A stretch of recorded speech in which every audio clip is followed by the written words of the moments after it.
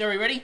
Yes. Are we live? Anthony, give us the thumbs up. He is. All right. Awesome. We're live. Hey, guys. I've got the go-ahead to start. Got the go-ahead. Let's get into it. Great, guys. Welcome. If you're joining us on Facebook Live right now, type in, hey, give us a like, give us a share. Let us know that you are there. We're can't speak the English. It's 102 is the episode we're up to right now. Episode 102, and we're in our 4-part series of our 100th series. I can't believe we made it to 100 episodes. Me too. So if you joined us last week, we talked about how to shift from patient facilitator, patient leader, but in this episode, it's one of my favorites. We talk about the 5 management rules for success. If you're listening to this in your car or at the gym, hanging out, doing some exercise, in the future, check us out on Facebook Live on our Facebook page, and that way you can participate like a bunch of people are right now. So once again, if you're there, type in hey, say hello, give us a like. We are so glad that you're here, and also give us a big share so that more people can see our amazing content. Yeah. So let's jump in. I'm really pumped about this topic. Yeah, I'm really pumped about this topic. But I'd love to know if you guys joined us for last week's episode. Just type in me. Yes. So then I'll know that you have. And if you haven't listened to it, go back and do that. Go back and listen to that episode. It's going to be very valuable for anyone that's listening to this right now. Today, we're talking all things management. And I'm really excited. We're going to go through the 5 management rules for success. And we've learnt this over the last 10 years, but really we're looking back over the last 2 years of our podcast. Yes. And we're going to be talking about the 5 secrets to management success, which I'm pumped about. So just type in, hey, if you're ready to go for this, and we're going to get into it. But before we do that, get your brains in gear. For our podcast series, we're doing a giveaway, which I'm really pumped about. We're going to give away 3 people are going to win our Facebook machine course, which it's a new patient engine course. New patient engine course. It works like a machine. It's the Facebook new patient engine course. It's worth $2,988. Yeah. And 3 lucky people are going to get that, and I want you to be one. And we've had. So how do people apply? We've had so many entries coming through for this. There's a couple of steps that you need to do. We still have this competition running until we finish part 4 next week of our series. So make sure that you enter the competition to win this, so you can blow up yourself on social media. But how you can enter, there's a couple of steps what you need to do. If you're following us on the live, you can simply type in 100 into the comments, and then our team will jump in and send you the link. If you are listening in the car, what you can do is go to practiceacceleration.com/100, and then you're going to jump onto this beautiful looking landing page that we've designed for you guys. You're going to head on over there, and there's a couple of steps that you need to complete. So first of all, you need to complete number 1. What you need to do is you need to go on to iTunes and leave us a glowing review. Yes, let us know a 5-star review. That should be easy because you love this. If you're watching this, if you're listening to this, leave us a 5-star review. Obviously, the better the review, the more chance you're going to have at winning that. We want a 5-star review on there. Exactly. Also, you need to make sure that you are actually subscribed and following our podcast. Make sure that you've hit the subscribe button on iTunes or whatever platform you use. If you're on Android, head on over there to where you listen to your podcast. And then finally, all you need to do is enter your details, your name and your email, and then you'll be in the running to win that amazing prize. Yes, and then you may be the lucky one. So as I'm doing this, I'm going to multitask. Anthony, can you head into that room and make sure you're supervising everything that goes on out there right now as well? So this is me managing all the running of it. Okay, fantastic. I'm up to speed. All right, guys. So Sarah, let's jump in. What are we actually be covering today? Why is this so important? Yeah, we're going to be covering the 5 management rules for success. But before we dive deep into that, I want to touch on phases of failed management. Me too. I really want to jump into. So you guys can know where you're at. So you guys, as I'm going through these phases, as Tristan and I are talking through these phases, if you're driving, don't write this down, but just get it inside your head. Go, which phase am I currently at? Or you could be across multiple phases as well. So we're going to go through the 4 phases of failed management. So the first one, number 1, guys, write this down. you could be experiencing this right now is getting pushback or resistance from your team. So think about if you're trying to introduce something into your business, or you're just talking in meetings, talking to staff, and you're just getting pushback and resistance, ask yourself, is that happening to you right now? Yeah, that's phase one. Like, I mean, if you're getting pushback and resistance, you're at phase one of your management process and structure and skill set failing you and your team. That is, number one is pushback and resistance. So if you're, in the comments, I'd love to know, just type in number 1 if you're experiencing this right now, and then we'll look back over and we'll circle back on the comments as well. It's just going to give us an idea where you guys are currently at right now. So that's number 1. Now, if you don't solve that, then you go to level 2, management failure. So what happens in level 2 management failure? Yeah, so in level 2 management failure, then you end up just doing all of the work. And I'm not sure you're doing the work for them. I'm not sure if you've experienced that. You're wearing all the hats. Hey, this team member's not doing it. Now it all ends up back on me, the business owner. Yeah, correct. So number 2 is actually doing other people's work. Like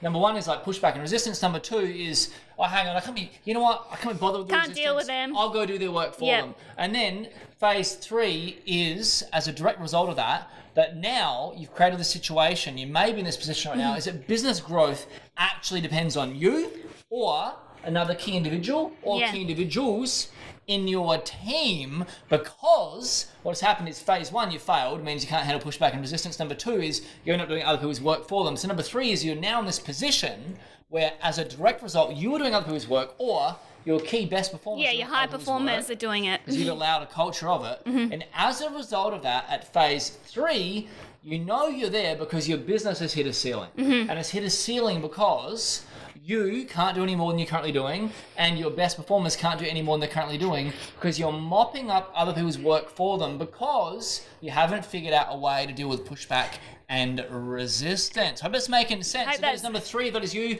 Number 3. Type in 3, type in 2, type in 1, or it could be a kind of multiple of all of these, number 1, number 2, or number 3. Yeah. And as a result of all of those things, phase 4 happens. This happens, and I've seen this a lot, Tristan, that people break. They can only so long, like you, the business owner, be wearing all of the hats, all of your star performers. They just kind of get sick of it and they break. They collapse. And they collapse. They're like, computers. I'm sick of doing all this work. It's very stressful. And then what happens? They break, they leave, they go somewhere else. Business collapses. So, yeah, but the problem is, like, people can go through level 4 management failure and then still keep repeating it, because if you are there or you've ever been there before, here is what typically people think. They go, you know what?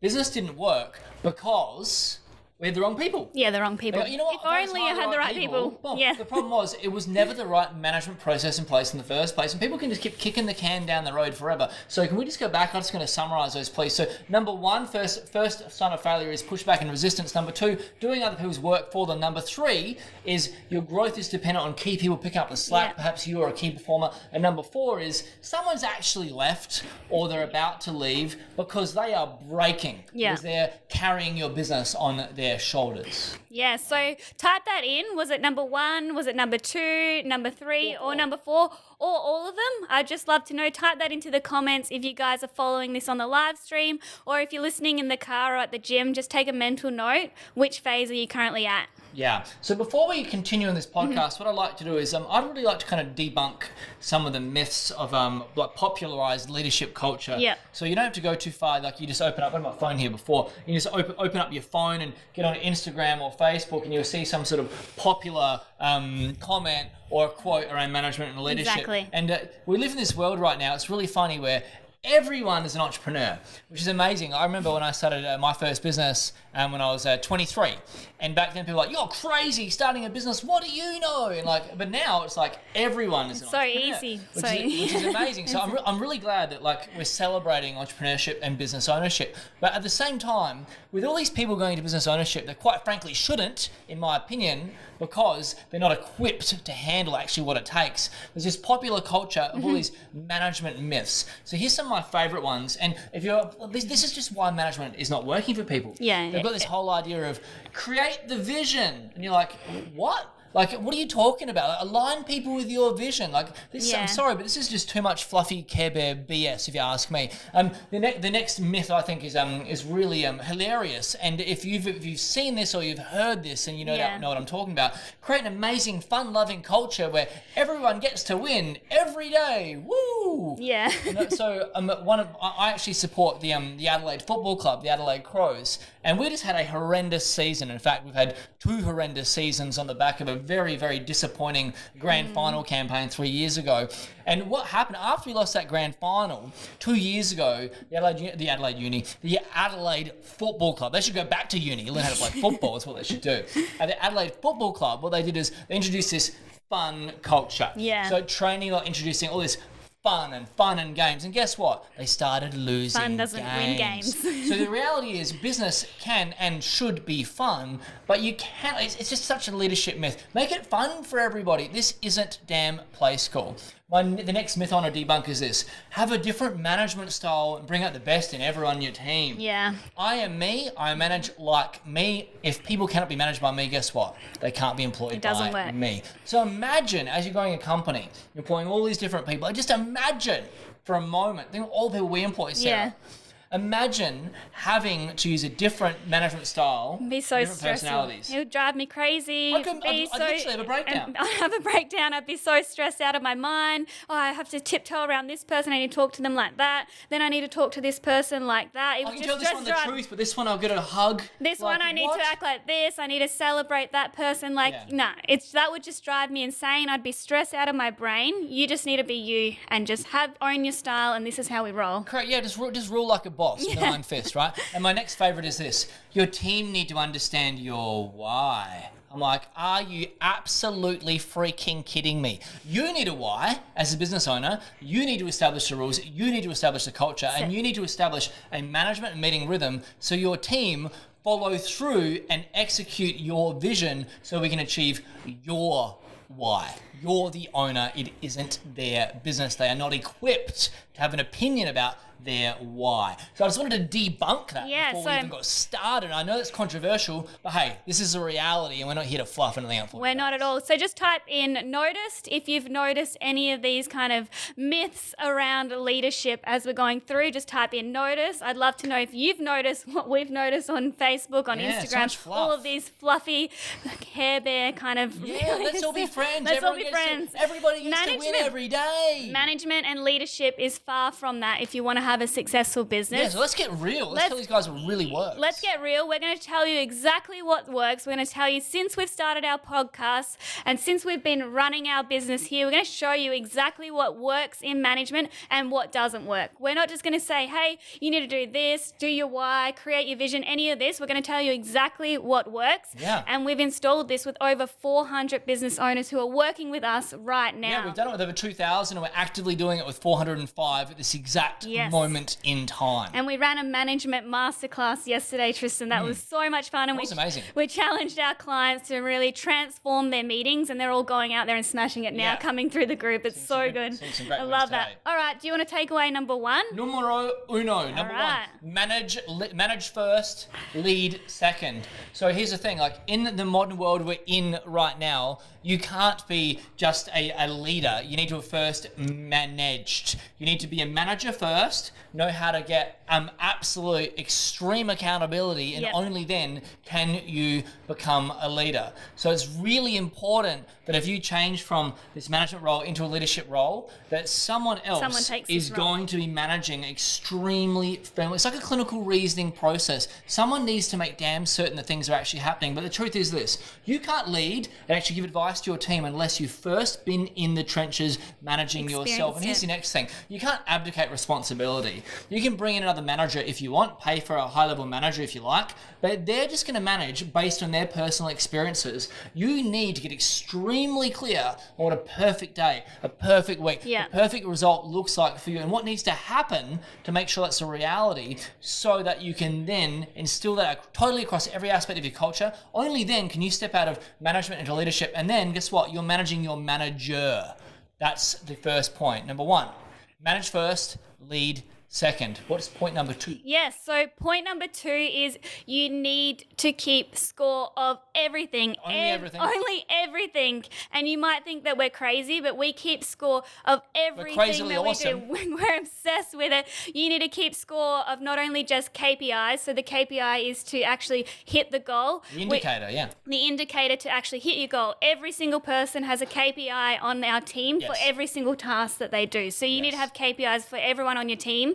The second thing that you need to keep score of is the key performance action. So that is the actual action that you need to take to hit that goal. So a lot of people out there are just tracking around the KPIs, but we say, hey, these are the actions to really hit that goal. For example, say we want to get tons more likes on our Facebook page. Say we want to get 50 more likes on here. Like, by the way. Click like the action. and share. Clicking is the action. So let's say we want to get tons more likes on this podcast, for example. Yes, which we do. Which we want to get 50 likes, guys. So start liking. So that's the indicator that we want to get. The action behind that is for us to ask at least 5 times in here for you guys to make sure that you're clicking the like button and you're sharing. So we need to say that. So that's the action for us to get the KPI. So we score all of that. Yeah. And my last one, my favorite one that we score with everyone on our team is our behavioural scorecard. We score every single person on our team on our values. Every single Friday in our one-to-one meeting, we're scoring, hey, are you upholding our values?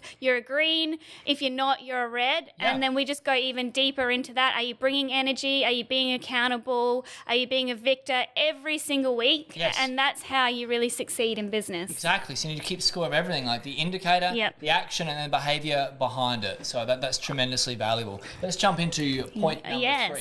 So I think this is really important. This kind of flows on from point number 2 as well. Teach your team what success actually looks like. Like, show your team, like, first of all, of course, what is the indicator? But show them, what does it look like to achieve that indicator? Like, show them, what does the key performance action look like? Let's talk about a patient consult, for example. So it's not okay to say to your team member, okay, run a great consult and get the patient to rebook. You need to show them, this is what a great consult actually looks like. When you run a great consult, here's how you look. Here is how you sound. Here is how you need to feel. Here is how your patient needs to feel about you. We need to get really clear on what success absolutely looks like and feels like to everyone on your team, to you as the owner, and also to everyone that you serve, which obviously means your patients. So show them. Make it impossible for them to not succeed. If you just say, here's your goal, go hit it, that's really just like carrot and sticking. It's just not going to work. It's very 1980s financy. It's just not going to work. Show them the actual how. Explain to them what it looks like. Show them what it feels like. Work through it. Role play it. Constantly test. Give them all the support they need to be tremendously successful. And when you do that, then they'll hit that goal. But not just that. They will love doing the actual action. So that is number 3. Teach your team what success actually looks like and feels like. Yeah, I think that is so relevant, Tristan. A lot of business owners out there, they go, hey, here it is, go do that. And then they get annoyed when the team aren't doing what they said. But the reality is you never showed them, you never supported them, they never showed them, hey, this is exactly how you want me to do it. I think demonstrating makes a big difference, and role playing, like, hey, this is what it looks like. For me, when I'm learning something, I'm a visual person. So when I see it, I'm kind of kinesthetic, actually. Yeah, I just want to see it, go, oh, wow, that makes so much more sense than just this written down on paper that you're not really clear. You're 100% clear. This is how I want you to do it. Yeah, it's like, we'll just touch on visual, but like you like to see things. I like to, hey, can you say that again, or can you show me? I'm like, always visual. The other one, I'm like, how does that feel? So when I was skiing recently, which I'm very bad at, but my ski instructor was saying, oh, Tristan, you're actually a real kinesthetic learner. And I'm like, yeah, I am. Like, I like to experience things to actually get it. Yeah. So I was like, hang on, can we just do that? He's like, he's explaining it to me, like, when I verbally hear something, I don't quite get it. And you probably notice that around the office. People are talking, I'm like, just stop, everybody stop, show me. Yeah. Just show me. If you talk to me, I'm like, no, I just can't take it in. So I'm like, show me. All right, let's do that together. So he was giving a lot of instructions to Melissa around, turn like this, do like this. Melissa's my wife. All of you guys watching that have only just started following our podcast, and welcome to you guys, by the way. Give us a like. Yes. For it twice. I think three maybe. 3 more times. Couple more times. Give us a like. So Melissa likes to like hear things. Oh yeah, great. Like, lots of verbal feedback. And I'm like, whoa. You're overwhelming me. So he's like, okay, cool. When we go, I just want you to do this and then this. I'm like, great, we did it. And he's like, when you do it, take note of how it feels. I'm like, okay, cool. So then I do it and I'm like, wow, that felt amazing. And it's like, I'm a kinesthetic learner. So get really clear on what it needs to look like and feel like to your team. Exactly. So that they can really learn properly, and that'll make a massive difference. Yeah, exactly. And I think with management, I think with people in the past, they say, oh, I'm not really sure. Like, I'm just going to tell my team to be like this. We're so supportive with all of our team. Like, so much training. It's we're crazy. Training, we're obsessed. Like, I want my team to succeed. I'm their biggest cheerleaders, Yes. Tristan. I'm there going, all right, maybe we're not getting it. Let's do it this way. Let's do it that way. Like, I'm giving them everything possible for them to succeed. Yeah, absolutely. Yeah, exactly right. So number 4, let's get into number 4. Number 4. Numero quattro. So there's 2 things I know in Italian: uno and quattro. Oh, Can't do 2 and 3. Pizza and pasta. Here we go. I'm getting really basically Ciao. speak Italian. We're going to turn the podcast into Italian style now. I think so. So number 4 is you need to live your values. And I know it all starts with you as the leader. You need to be the one living and breathing your values. Yeah. If you ever want your team to come in and say, all right, I want to uphold these values. They absorb everything you do. They absorb everything you do. So with your values, you need to be over the top. So, hey, I'm over the top. Then hopefully my team are going to come to where I really want them, down here. Exactly. So if you're not living your values, if you think, oh, I'm going to stop and start, sometimes, oh, I don't feel like being the leader today. I feel like kind of not rocking up to the meeting, something like this. Yeah, oh me, poor me. Oh me, I'm the Guess leader. what? Oh, You're I a don't leader. feel like You signed up to that role. You signed up to that role. You're the CEO. You're the owner of the company. You need to live and breathe your values every single day. And that kind of filters into all parts of your life. It's not just like, hey, at business, I'm this. Hey, this is me. These are my values. This is going to be part of my life. This is my business. And I'm going to live my values. And then my team, they're going to look up to you and go, wow, that's someone I want to follow. Yeah, absolutely. That's number 4. Live your values. That brings us up to Final number 5. one. The final one. Just train your team. Train your team to death, and then keep training them again. So I don't even know how many training sessions I'm doing per week right now, because we've got specific training sessions every day, but then we are training as Coaching, we go constantly. So I really like the analogy, like with John Wooden, who is the coach of UCLA, and we call him the Wizard of Westwood. He's won more NCAA championships than any other coach in history. I think he won 7 on the trot. It was just crazy. But what he's known for is giving more coaching advice to his basketball teams per unit time than any other coach in history. He's not known also for his extroversion or even the type of strategy that he's actually providing, but it's the frequency of tactic and feedback that he's giving that makes all the difference. So we give more feedback per unit time than any company that I've ever come across in my entire life. And it shows in the ability for our team to take on more information, make a bigger transformation extremely fast. So train your team to death. Live your values. Constantly be telling your team what to do. You don't need to wait for a meeting. No. You see something, I'm like, hey, come here. Hey, I like what you did there. Can I show you another way to do that right now? Do this. Don't do this. Do this. When you do this, what will you notice? Come back and feed that back to me later. I'm like, boom, boom, boom, boom, boom. Only 24 hours a day. 100 times a day. Yeah, every single time around a team member, I'm finding things to tell them what to do. It's constant feedback, constant coaching. In your business, you are the coach of your team and you're also their cheerleading squad. So make sure you give them constant feedback. Rapid feedback, close that loop really, really quickly, and then cheer them on when they do the right thing. So train them to death. Yes, so that's point number 5, train your team to death. And we were talking about this book earlier. I know Michaela, one of our team members, she's just finished up this book as well, so we just want to touch on it a bit. One of my favourite books, one of your favourite books is Extreme Ownership, Tristan. Yes, really like this book. Yeah, so do you want Jocko Willink and Leif Babin. I also like Dichotomy of Leadership, their second book. Yeah. But just some things that I really like reading books when, and like I think it's fun. I think we all do this. When I read a book and they think and act like me, I'm like, yes, it makes me feel good that we're doing the right thing. Because when someone else says it, hey, you're doing the right thing. So I'm crazy about accountability. So I know that Jocko and Leif Babin are as well. So here's the thing. Here's what I got out of this book and I'd like to share with you guys. Do what you say you're going to do. That's accountability. Practice what you preach. That's congruence. So you think about the military, there's like extremely strict rules and guidelines because people's lives are literally on the line, like literally. But here's the thing. In your business is on the line every single day. And you need to ask yourself, who does your business impact, benefit, and ultimately affect? If your business was not to succeed, in fact, if your business failed, who else would fail as a direct result of that. What you need to understand is you have a lot of people dependent on you every single day. Whilst the stakes are lower, we're not talking about life and death, or sometimes we could be, the same mindset must apply. We often see the same sort of thing happening between like a semi-professional athlete and a professional athlete. So we know as well, we all know, we watch a lot of sport here, we know there's these athletes who've got so much talent, like just so much talent. But people with less talent are just killing them. And it's because of discipline. Yep. So what I encourage you guys to have is a culture of extreme accountability, and you need to be extremely congruent, and you need to rock up every day like your business is on the line every single day because it is. It really is.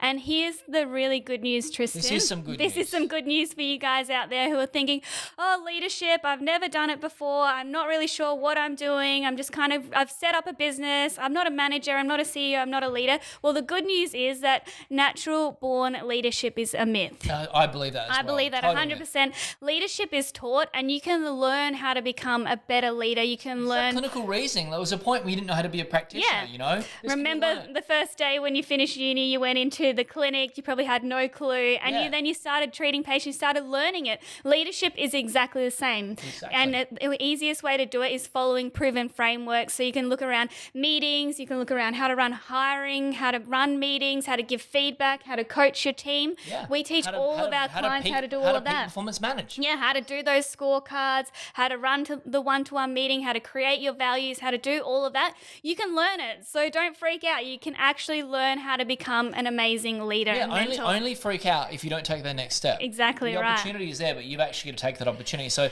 let's summarize. What were the 5 points? Yeah, we've gone through a whole heap of different things. So the 5 points to success in management is, first of all, you need to manage first and then lead second. Yes. Second thing, you need to keep score of every single thing in your business. And then number 3, you need to teach and train your team so they understand, hey, this is what success looks like. Yes. This and is what it feels like. Yes. This is what it looks like in your role to really be successful. Yes. And then number 4, you need to live your values every single day, not when you feel like it, every single day. And then finally, number 5, train your team to death. If you think about it, how much time you spend training your team, doing that, they're just going to really kill it for you guys. Yeah, absolutely. That is your role. That is your role. Training, leadership, management. All right, guys. So we're about to wrap up this episode. We are doing a giveaway for our episode 100 series. 3 people are going to win our Facebook New Patient Engine course,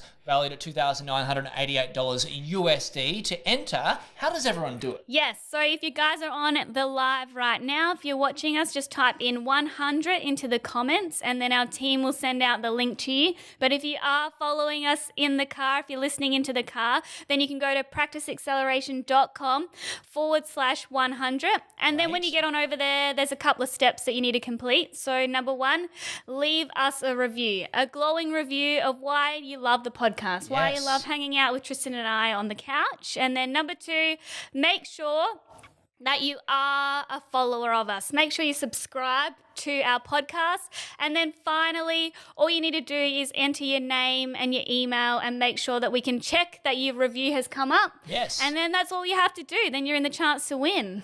Fantastic, guys. Thank you so much for joining us. Give us a like, give us a share. Make sure you enter into that competition. We're going to wrap things up right now. We're going to see you in next week's episode. Thank you for joining us, and bye for now. Bye, guys.